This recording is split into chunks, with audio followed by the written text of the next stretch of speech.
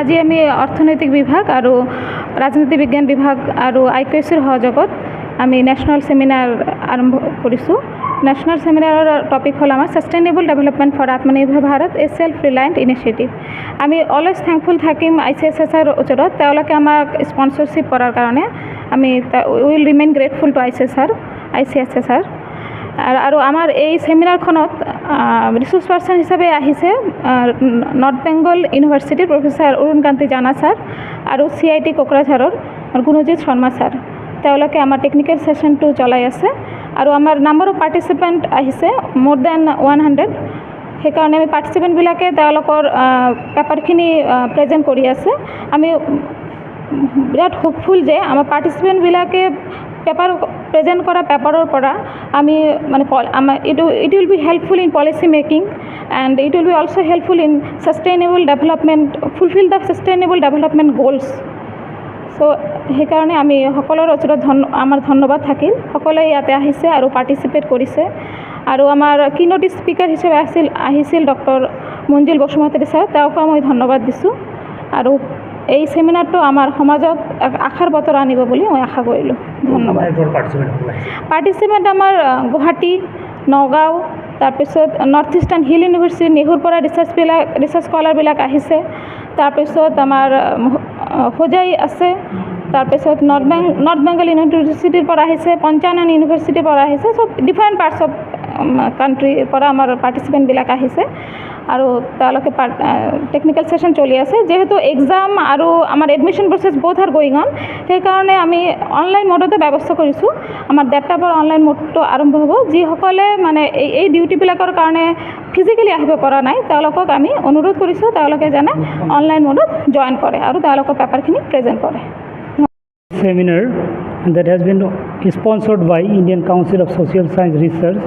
The seminar is on the topic Sustainable Development for Atmanirbhar Bharat, a self-reliant initiative which has been organized by the Department of Economics and Political Science in collaboration with IQAC Fagragam College. And in this seminar already our inaugural session has been completed, and now the technical session 1 and 2 is being run parallelly, and we have now number of participants. We have 124, and both the offline and online mode is there. Those who have not participated in physical mode, they have the option to participate and join us and present their paper in the online mode, as we have already shared the Google link. And because the government of Assam has only launched the Samarth admission today itself, and the examination is also going on. There are so many faculties, they are actually engaged in examination work. That is why the participants in physical mode have already come, I think more than 80.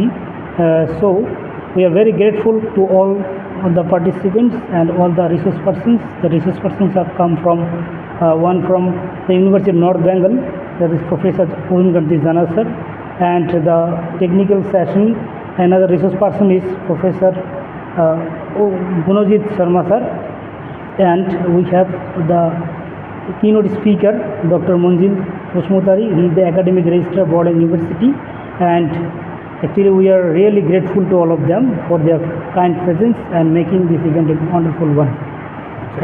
Sustainable development মানে কি, আমি actually আমার সাস্টেইনেবিলিটির কারণে যথেষ্ট প্রয়োজন আর আমি self রিলায়েন্সটো আমার খুবই প্রয়োজন। কারণ বর্তমান আমি development is an inevitable thing, কারণ আমি এটি বন্ধ করে ৰাখিব নোৱাৰোঁ।